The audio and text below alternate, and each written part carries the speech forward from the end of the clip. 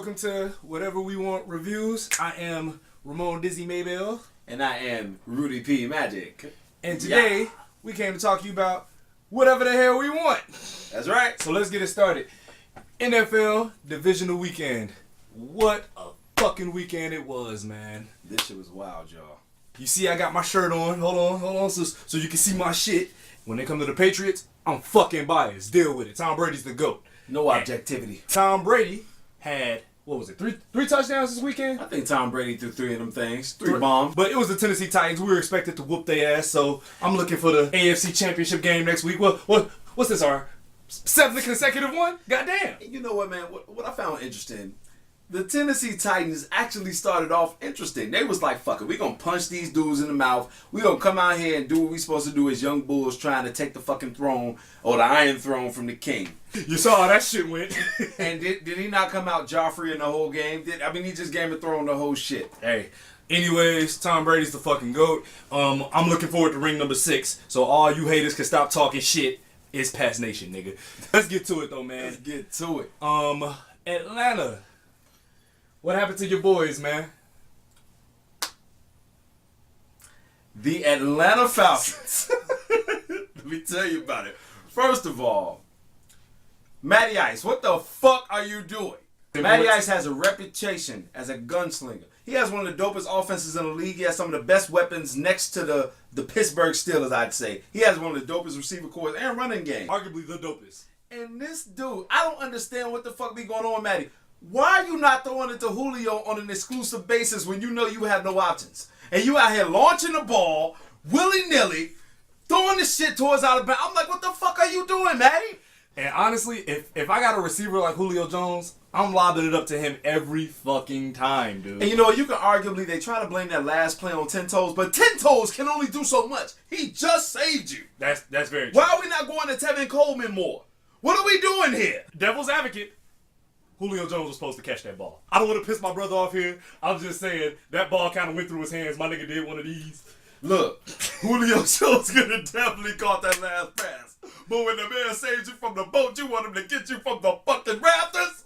I just don't understand what he be doing. But Matty, he overthrows a lot of passes. He's not a parlayer. You know what I'm saying? In the game of football, you need parlayers and you need highlight receivers. Mm-hmm. You need receivers that's going to catch that ball one-handers. For instance, in the Pittsburgh game today, you saw Antonio Brown make a highlight catch. Even though they lost, the catch he made really kept them going in the game for as long as possible. You need highlight receivers intertwined with parlayers. We'll get there. We'll get there. I don't want to get ahead of myself. We'll get there. But my thing with Atlanta, man, is that they have one of the most explosive offenses in the NFL. I'm talking about Devontae Freeman, Tevin Coleman, Oak Forest finest. I see you, my nigga. We from the south suburbs of the Chi. So, Oak Forest, we see you, Tevin Coleman. We see you, bro. But they have one of the most explosive offenses, man. Julio Jones, Mohamed Sanu. It's too many fucking weapons for you to only put up 10 points. 10 points? And then I gotta make my bro mad, y'all. I'm sorry. Y'all lost to a backup. Y'all lost to Nick Foles. And you know what, man? I don't want to shit on the state of Georgia. Shout out to Ray Charles. I don't want to shit on the state of Georgia. He does have a song in the state. But that's the second time this week that Georgia gives it up to a backup quarterback. We'll get there, too. The second time this week. We'll get there, too. But I'm really upset. Like, for example, Big Ben threw 5 TDs today. Even in the L, he threw 5 TDs. Matt Ryan, did he throw one? He threw one to Julio? You know what? He did throw one to Julio, I believe. And they hit a field goal. It was very random. Matt Ryan, you got to get your bars up, man. You just have to get your bars up. You can't lose a 25-point lead in the Super Bowl last year. Oh. Come back this year, be a sleeper, have the mediocre season that y'all had. Y'all really skated through the season. You barely got into the offs because you had 2 teams that superseded you as far as record. The only reason y'all got in is because of the fucking tiebreaker. You get into the playoffs, you come in, you barely win your first game, and then you play Philly, who just lost their star quarterback. Shout out to Pennsylvania. Pennsylvania's done. And you let a backup, even though Nick Foles is not your typical backup. Yeah, but Nick Foles is But nice. he's reputable. But still, you let a backup put 15 on you and you only put 10 up. That means your defense did their job because Philly on teams this year was dropping points. They were dropping bombs. So 15 points, I expect them to do that. Atlanta, y'all supposed to drop 30 on them cats with the fucking weapons that y'all got. I don't understand what the hell I was looking at. Moral to the story, y'all. My brother really wanted a rematch this year. I'm pretty pressed, man. I'm pretty pressed behind that. I kind of wanted a rematch this year too. I'm not gonna lie to you. But before we get there, the Steelers lost to Jacksonville, nigga. The Jaguars are in the AFC Championship game. Shout out to Jacksonville, Florida. What did I just say? The Jacksonville Jaguars are in the AFC Championship game. Did that team win like 2 games last year? Dude! Oh, watch it. They won like 5. We ain't gonna disrespect them like World that. Cup They won like 5, but 5 man, 11. it's cold somewhere in hell right now because the fucking Jaguars are in the AFC Championship Somewhere it's game. snowing, dude. I'm just saying. Shout out to Blake Bortles, Leonard Fournette, TJ Yeldon. Y'all did y'all fucking thing today, man. And more importantly, the defense, dog. That Jacksonville defense is crazy with it. This Jacksonville defense, man, let me tell you, man, they're putting that pressure on Roethlisberger ass, okay? Like I said, sans that Antonio Brown catch, the offense wasn't getting too many bars off, you know what I'm saying? I mean, you had a couple of looks. You had Martavius Bryant. Martavius caught a crazy one in the back of the end zone. He caught a zone. crazy one today, you know what I'm saying? Le'Veon got some shit off, you know what I'm saying? They did what they were supposed to do. But that's the thing. The Steelers is supposed to do that. I mean, I got to credit the Steelers for fighting, but gee, the Steelers have the coldest wide receiver core in the league, bro. They have the coldest offense. They got Antonio Brown, Martavis Bryant, Juju Smith, fucking shoot bunch of dogs, Le'Veon fucking Bell, dude. And then too, Ben Roethlisberger has protection. He got time to throw it in the pocket. I mean, he can make a cup of coffee in that fucking pocket, man. He's there. The offense, they put up 42 points. I'm not mad at that. But fam, let's talk about that trash-ass secondary that used to be the steel curtain. What the fuck is wrong with y'all? You should be ashamed of yourselves. Terry Bradshaw is choking a gerbil right now thinking about the fucking steel curtain. Okay? Why do y'all hate him? He's a legend. He got to sit up in the broadcaster's booth and be like, fuck, every time y'all let a goddamn first and 10 pop. I just don't understand it, bro. Let me tell you something, man. First of all, we got to shout out Leonard Fournette. Shout him out. Fournette ran for 3 TDs today. Oh, man, we going to get there. 100 plus yards. 100 plus. Okay, balled all over this in this Pittsburgh. Where was the linebackers on Pittsburgh today? Where the fuck are they, bro? Because I don't understand. And I know Leonard Fournette is dope. Don't get me wrong. He's been consistent all season as far as his output. But good Lord, the Pittsburgh Steelers today was the perfect example of when dissension meets dysfunction. Perfect example. Say it again? The Pittsburgh Steelers today were on a collision course for when dissension meets dysfunction. Meaning that you have internal strife with the teammates. You got people vying for checks. And then on top of all of this shit, you're overlooking opponents. So you're looking at Jacksonville. You ain't thinking about Jacksonville. You're like, well, when we get to New England and when we get to Gillette, you don't want no parts of Gillette. Let me talk about playing that. the way y'all fucking played today. Let me talk about that. I don't like to revel in anybody's demise, but in the words of my sister Angela Rye, y'all got some fucking nerve. Y'all was talking good shit about the Patriots too. Steelers fans, niggas was talking insane on Twitter, talking about, oh, we gonna do this and that to the Patriots. You gotta get to the Patriots first, damn it. And then you forgot, Tom Brady's your daddy.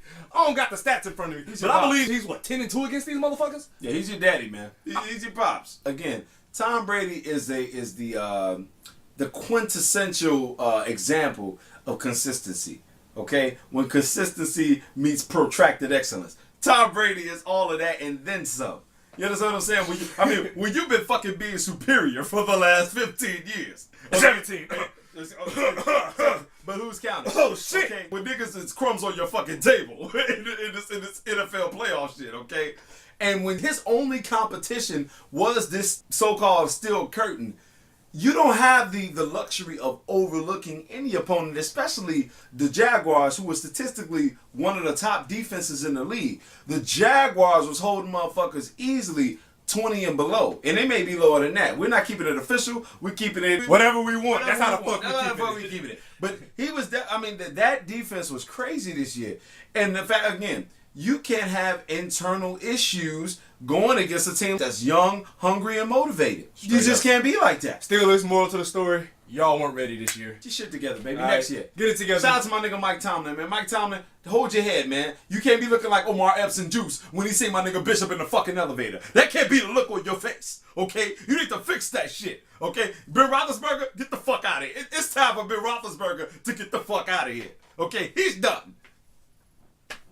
I gotta agree. I'm sorry. He's out of there, man. All that, oh my God, I don't know if I'm going to come back next year. Nigga, next year, get the fuck out of here, okay? Because you ruined your team's chances this year with your fucking superiority complex, okay? You out here taking the pussy. I'm calling it, man. I don't give a fuck. He's out here taking it, man, okay? And you got an entitled type of mentality where you just feel like you can take everything. That's why you're overlooking opponents, because fuck it. I got this shit anyway. See, nigga? Niggas like you catch cases, okay? The Me Too bitches, they're talking about you, nigga. Alright? Next. Well, I'm not playing with this guy, man. Next. Fuck. Our game of the week, which was crazy lit. The New Orleans Saints played against the Minnesota Vikings. This fucking game. You know what? I'm not gonna stunt. I fell asleep on it, y'all. Yeah, man. I had to wake him up, man. In the spirit of full disclosure, when it was 17-0 and they came back, they had them about 14-17, I was like, I got to wake up the snake, man. You got to see the rest of this, because this is gearing up to be a classic. And that's the crazy thing. The first two games started out as blowouts. Steelers got blown out 21-0. I'm like, yo, if it's Madden, niggas is passing the controller. Like, Facts. you know what I'm saying? Pass the sticks, nigga. But the same thing damn near happened to the Saints. They was getting blown out 17-0. So I was like, you know what? Fuck this shit. I'm taking a nap. Because they were letting me down. I'm like, yo, they setting it up right now. It's the battle of the seasoned quarterbacks. Brady versus Breeze. We've never seen it before. That's what's going to happen. I was confident in that. I'm not going to say New Orleans, you let me down. But God damn it, you kind of let me down. Yeah, they did. But you know what, man? Honestly, real moment. Real moment. New Orleans, from a karmic perspective, had this coming. Sean Payton. Talk about it. The New Orleans coach. Sean Payton once ruined and I mean totally obliterated the career of one of the greatest quarterbacks we've ever seen in our lifetime. Who we talking about? Brett Favre. Oh. Brett Favre, okay, former cheesehead turned Viking. He gets on squad. Now mind you, Brett Favre is up there in age. He had a young dog in Adrian Peterson. He had one of the coldest defenses in the league at the time. This is circa 2009. And it's funny because the universe is fair and just, man. And the poetic value of it is this was almost 10 years to the date that they ruined my man. Okay? So Brett Favre comes out there. Mind you, Adrian Peterson has his fumbling issues. But Brett Favre is active. You know what I'm saying? He's motivated. He's out here parlaying the ball. But here, we had this thing where Brett Favre is taking hits from the likes of which we've never seen. And mind you, this is football, but these hits were more vicious than normal. And these hits subsequently turned into what came to be known as the Bounty Gate situation, okay? Which niggas don't talk about. Which they don't talk about when they mention Sean Payton. And any black coach, Mike Tomlin, Lovie Smith, or the like, any black coach who would have committed this shit would not be in the league, okay? Sean Payton, for some reason, is still coaching 10 years later, so there you go, privilege. But anyway, okay? Anyway, we have a moment of redemption here because these two teams, you know, the personnel for the Who Dat side is pretty much the same. I mean, obviously they got a younger receiver core. They obviously got different pieces on offense and stuff like that. And a rookie named Alvin Kamara. That boy's a dog. They got some dogs in there. But they're playing a whole new Vikings team, but they got that same Viking spirit. You know what I'm saying? The defense is crazy. I mean, this defense in particular was just animalistic almost. And I hate to use that term, but they were all over Breeze at one point. I think Breeze threw 2 picks. 2 picks. Breeze threw 2 picks in the midst of just a scouring defense. They were all over this cat. Well, let me jump in here for a second. It was one play in the game. I think the Saints were like on a 4th and 1 or some crazy shit. Yeah. Third and one. It was on 3rd. They were on 3rd and 1. They gave it to Mark Ingram. Mark Ingram is so dependable. He's a dog. When they come to those little 3rd and manageable plays, this is like in the first quarter when I was actually watching the game. But I've never seen a defense swarm to the fucking ball like how this defense did. I think they tried to go to the right just a little bit or whatever, tried to get him through. He tried to run through the whole G and nothing but purple jerseys, bro. I'm talking about craziest shit I've ever seen. I just wanted to speak to your point in terms of that. This defense was crazy today. It swarmed him, man. So we got to see a team redeem itself after nearly a decade of non-relevance, really. You know what I'm saying? So that was a beautiful thing to see. Ending off in one of the greatest really sports moments of the week, I'd say. Mm-hmm. You know what I'm saying? My last point about the game, dude, is just that game really got lit in like the 4th quarter. Because Drew Brees turned into Drew Brees. Like, when Drew Brees started dogging, he started connecting with Ted Ginn and all of them. And when the Saints got up in that game, it's 50 seconds left. They got him. They had him, man. They got him, dude. And the craziest part, dude, is Case Keenum is a baby. He's a baby. This is his first fucking playoff game. And we looking at him like, ain't no way in the fuck he go Barstool. Right. I'm like, there's no way Case Keenum finishes this game. Against Drew Brees. Drew Brees has been here before. He's just scored. We're like, okay, this is a wrap. It's foregone conclusion. So, in my mind, there's no way in the fuck that Case Keenum takes his team down the field and beats these guys. First of all, your name is Case. Your first name is Case, okay? People either catch you or they carry you. That's it. We don't respect you, B. Your name is Case. Case, we didn't respect you. We didn't respect We you. salute you now, Case Keenum. We salute you.